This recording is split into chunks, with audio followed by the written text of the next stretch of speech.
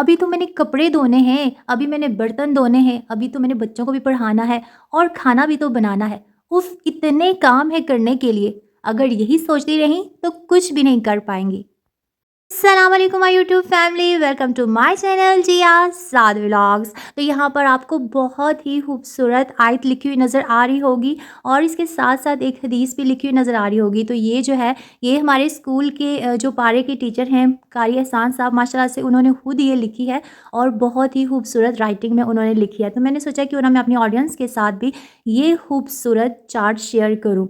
तो अब वापस आते हैं हम आज के टॉपिक की तरफ। हम में से अक्सर ख़वातीन का ये बहुत बड़ा प्रॉब्लम होता है कि हम ये सोचती रहती हैं कि काम का बहुत बर्डन है हमारे सर पे, यानी हमने अभी बहुत सारे काम करने हैं।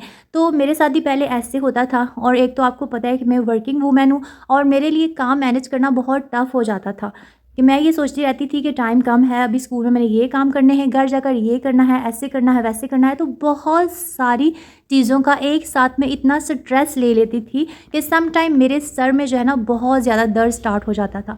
फिर मैंने सोचा कि ये सब टेंशन्स ले लेकर तो मैं तो कोई भी काम जो है वो टाइम पे प्रॉपर नहीं कर पा रही और ना ही कोई काम ठीक तरीके से और दिल से कर पा रही हूँ।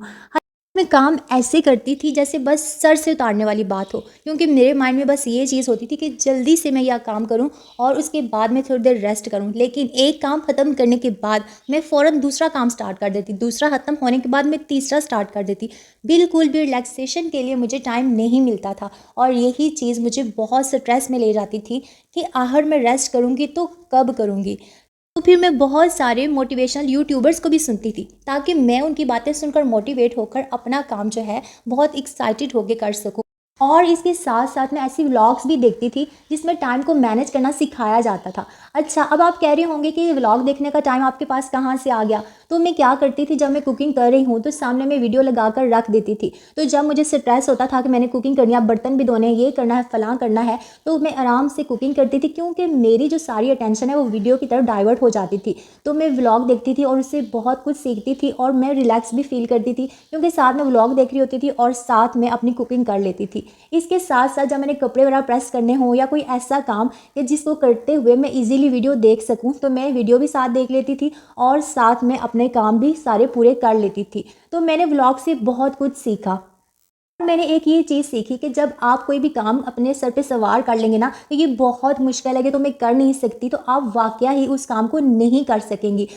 और मेरी बहुत सारी ऐसी सिस्टर्स भी होंगी कि जो खुद को इतना अंडर एस्टिमेट कर लेती हैं। वो कहती हैं कि नहीं ये काम तो बहुत मुश्किल है, नहीं ये तो मैं कर ही नहीं सकती, या कुछ ये कहती हैं कि नहीं हम तो बहुत नाजुक हैं, हम ये काम नहीं कर सकते। कि बहनों, काम चाहे घर का हो या बाहर का, जब आप उस काम को करने से पहले ही अपना माइंड बना लेंगी कि ये काम बहुत मुश्किल है, मैं ये नहीं कर सकती, तो आप वाकई उसको नहीं कर सकेंगी। इसलिए कोई भी काम हो, आप करने से पहले सोचें कि ज़रूर हम इंशाल्लाह ये करके दिखाएंगे। जब आप इस तरह का माइंड बना लेंगी तो फिर आप लाजमी उस काम को कर सकेंगी। मैं आपको अपना बताऊँ ना, तो मुझे शादी से पहले डस्टिंग करना बहुत ही टफ़ लगता था। यानी कि समझे कि ऐसा काम जो मुझे बिल्कुल पसंद नहीं था। शादी से पहले तो आप किसी को भी कह सकते हैं, अपनी सिस्टर को या ऐसे, कि मैं कोई और काम कर लूँगी, आप ये कर दें। लेकिन शादी के बाद इस तरह के हालात होते हैं कि सब कुछ आपको खुद ही मैनेज करना पड़ता है।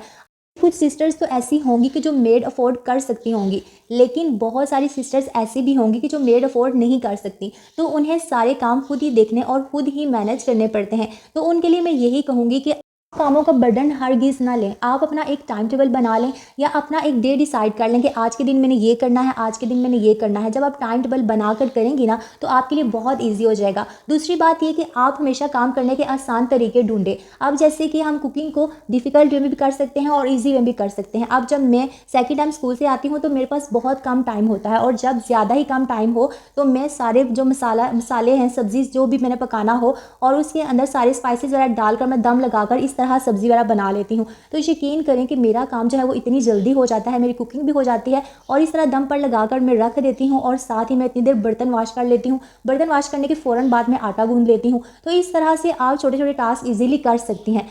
अब मैं सबको नहीं कह रही कि वो इस तरह से खाना बनाएं, मैं सिर्फ उन सिस्टर्स को कह रही हूँ कि जिनके पास, जो वर्किंग वूमेन भी हैं और जिनके पास टाइम बहुत कम है। तो यकीन जाने, जब जल्दी में मैं इस तरह भी सब्ज़ी बनाती हूँ या जो भी दाल वगैरह मैं इस तरह बनाऊँ, चिकन जो भी बनाऊँ, तो उसका टेस्ट जो है वो माशाल्लाह अच्छा होता है, जिस तरह से अगर आप भून भून के बनाए ना उस तरह से, क्योंकि इस मेथड में मैं उसमें पानी जो है वो बिल्कुल ऐड नहीं करती।